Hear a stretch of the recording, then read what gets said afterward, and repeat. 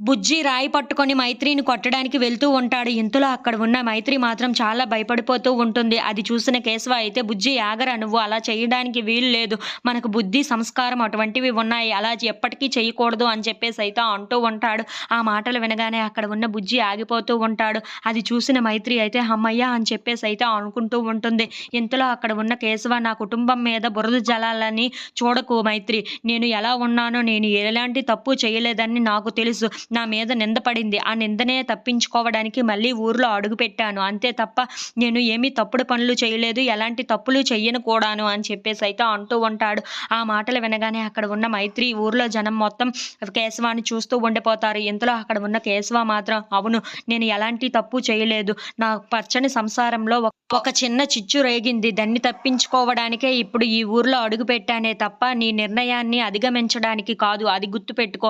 నేను ఎలాంటి తప్పు చేయలేదని వీళ్ళందరికీ తెలియజేసి అప్పుడు ఇక్కడి నుండి కదులుతాను" అని చెప్పేసైతే అంటూ ఉంటాడు. ఇంతలో అక్కడ ఉన్న బుజ్జి తన చేతిలో ఉన్న రాయిని గట్టిగా కిందకి విసిరేసి, "నాన్న, మీరు ఎటువంటి తప్పు చేయలేదని నాకు తెలుసు.